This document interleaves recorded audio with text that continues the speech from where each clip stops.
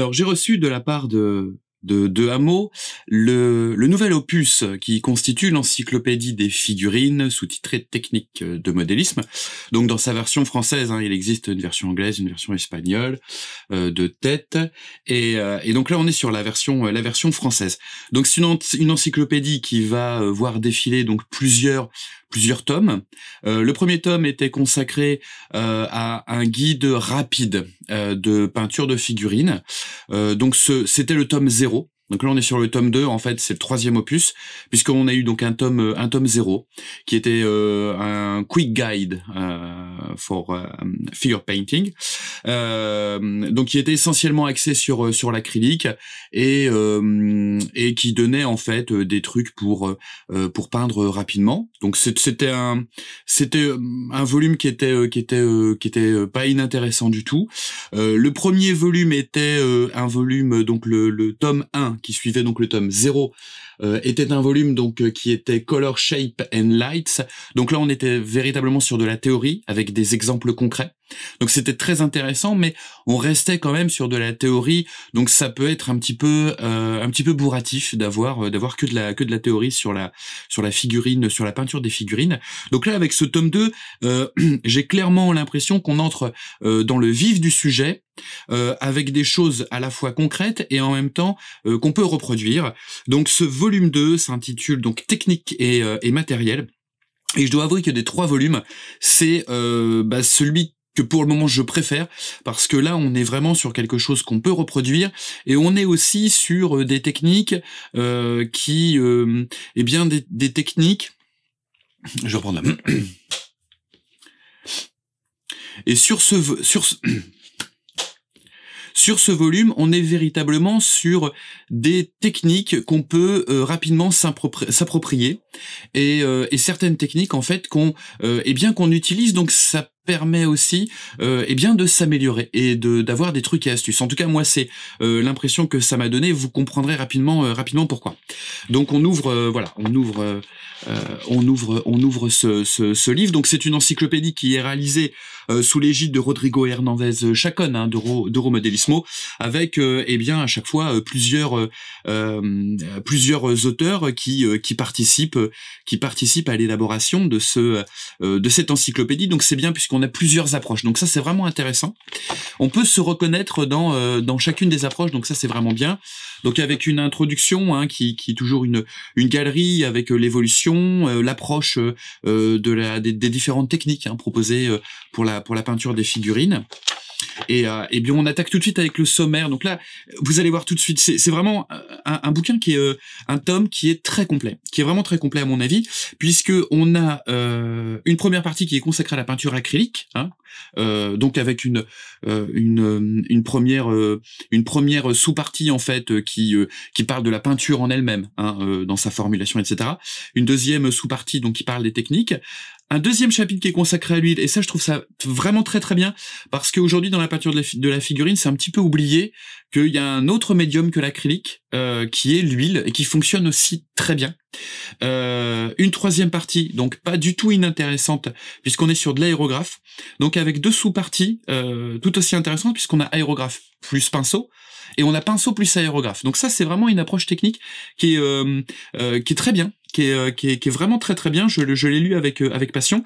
Et la quatrième partie, donc qui concerne la technique mixte. Donc quand je vous disais qu'on s'y retrouve, là moi c'est vraiment là-dedans que je suis. C'est la technique mixte, c'est-à-dire peinture à l'huile sur acrylique.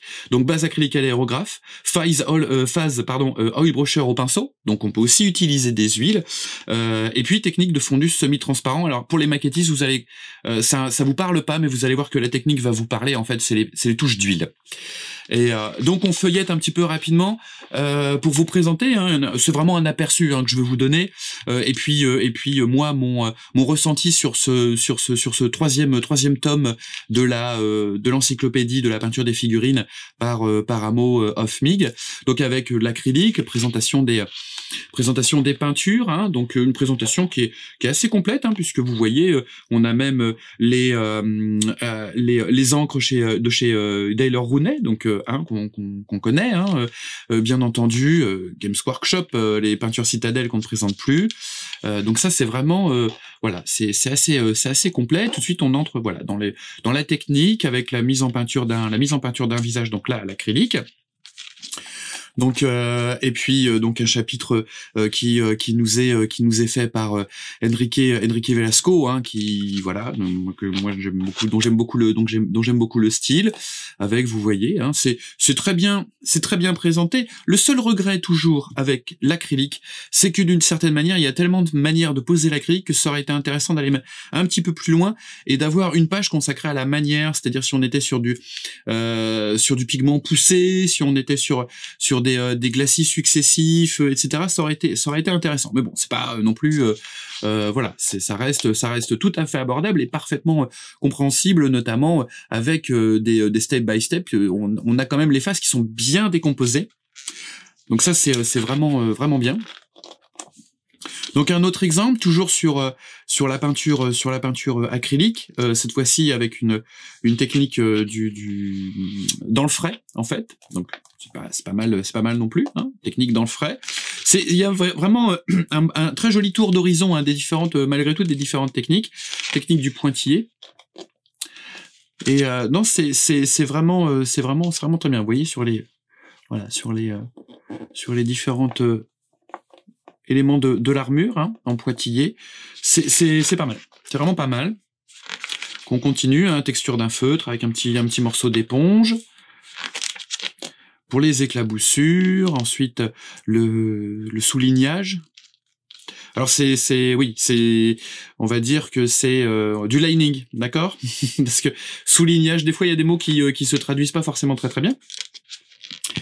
Et avec des techniques aussi, voilà, de l'illustration, avec des exemples réalisés par Alfonso Giraldez, donc Banshee. Ça, je pense que voilà, c'est Alexandra. C'est vraiment très intéressant. On a un joli tour d'horizon un petit peu de tout ce qui se fait. Donc voilà, Alexandra et Marco, hein, de Craftworld Studio, qui nous propose donc un exemple assez intéressant, haut en couleur, avec une approche très d'une certaine manière très issue de l'illustration, hein, une technique intéressante. Donc là on a toute une page sur Banshee, et puis voilà, ces approches très très particulières, puisque Banshee, on le sait bien, il fuck smoothness. Donc voilà, donc lui il est dans quelque chose qui fonctionne vraiment très très bien, hein. Et dans quelque chose où il y a assez peu de fondu, c'est très comment dire, c'est très rentre dedans comme technique, hein, avec des contrastes très forts, des transitions qui sont à peine fondues, mais ça fonctionne bien. Donc voilà, vous avez vu, on a toute une belle partie sur ce buste. Et puis là, donc une partie, donc c'est vraiment pas inintéressant, hein, ce bouquin, parce que bah voilà, vous pouvez aussi eh bien avoir l'huile dedans, qui est très très bien traitée, très bien expliqué, hein, avec la manière de poser l'huile, etc. J'ai lu ça avec beaucoup d'intérêt et c'est plutôt très très bien décrit. Puis là, on a envie de dire cocorico avec l'école française. Donc là, c'est Jean-Louis Balanec, hein, qui nous voilà, qui nous présente un petit peu sa manière de travailler avec les huiles, sa philosophie, etc. C'est vraiment très très intéressant, hein, vous voyez, les teintes, voilà, sa palette personnelle qui est relativement réduite, donc ça c'est toujours intéressant. Ses pinceaux, comment il entretient les pinceaux. Donc c'est pas mal, l'après-gris, le pré-ombrage, le pourquoi du pré-ombrage, tout est vraiment très très bien expliqué et tout est bien détaillé. Donc sur un buste là d'une femme pirate. Donc c'est vraiment très chouette. C'est très complet. Cette partie-là était complète, et puis j'avoue que ça fait plaisir de voir les Espagnols dans une encyclopédie qui s'intéresse aussi à l'huile. Franchement, c'est plutôt bien. Donc là, on est toujours sur de l'huile avec Dmitri Fesechko, pardon, j'ai ripé, désolé, avec voilà, les fabricants de peinture à l'huile, lui comment il fait sa palette, Donc c'est très bien. Puis voilà, des exemples de palettes. Donc c'est très très chouette. Hein, vous voyez la manière de positionner. Hein, c'est une approche qui est très différente de l'acrylique. Donc c'est intéressant de voir tout ça. Et puis voilà, comment on applique, comment on fait le fondu. C'est vraiment très chouette. Et puis voilà, une mise en pratique, hein, sur un drapé. Donc c'est vraiment très bien. Très très bien fait. Et puis là, voilà, donc on a une partie donc aérographe plus pinceau. Donc quelque chose qu'on voit de plus en plus. Hein. On pose d'abord à l'aérographe un maximum de choses, de contrastes, de valeurs, même de couleurs. Et puis ensuite on vient reprendre au pinceau. Et puis une autre approche qui est un petit peu plus originale, mais qui est aussi très intéressante, c'est pinceau et ensuite aérographe. Donc travailler d'abord au pinceau, et puis ensuite de venir ajouter des touches à l'aérographe. C'est vraiment bien. C'est vraiment bien fait. Voilà, donc là pinceau, toute cette partie-là est faite au pinceau. Avec Sergio Calvo. C'est très sympa. Et puis voilà, une reprise à l'aérographe pour ajouter des nuances, des reflets. C'est vraiment bien. C'est vraiment bien. Et puis là, donc je suis très content parce que je m'y retrouve complètement. Moi, c'est ma manière de travailler. Donc, du coup, ça me permet d'apprendre encore plus de choses et puis d'améliorer ma technique, c'est-à-dire une phase acrylique à l'aérographe et une phase oil brocheur au pinceau. Hein. Donc c'est ce que je vous avez vu que c'est un petit peu c'est comme ça que je travaille. Hein. Vous l'avez vu sur la vidéo du pilote de Viper. Hein, et puis j'ai une autre vidéo en présentation, en préparation, que je vous proposerai très prochainement, puisqu'elle est finie de tourner. Donc voilà, la pose aérographe, et puis ensuite on revient avec les oil brochures sur une palette. On vient rajouter des éclaircies, on vient rajouter des ombres. Et donc là, la technique du fondu semi-transparent, en fait, c'est rajouter des filtres de couleurs différentes. Hein. Donc là, les maquettistes s'y retrouvent, hein, c'est les fameux points, les petites touches d'huile qu'on vient ensuite fondre. Voilà, pour apporter des nuances par endroit. Là, c'est sur l'oreille de l'éléphant, donc très sympa. Et puis, on termine avec des pages galeries, donc des auteurs qui ont participé, qui ont collaboré à ce tome. Donc avec Alexandra. On a Banshee aussi, donc c'est bien parce qu'en plus on voit à la fois on voit leur travail, mais en plus on a des exemples d'inspiration sur la pose des lumières, des ombres et tout ça. C'est vraiment très chouette d'avoir ça. Donc Dmitri là, hein, donc vous l'avez vu qui travaille à l'huile.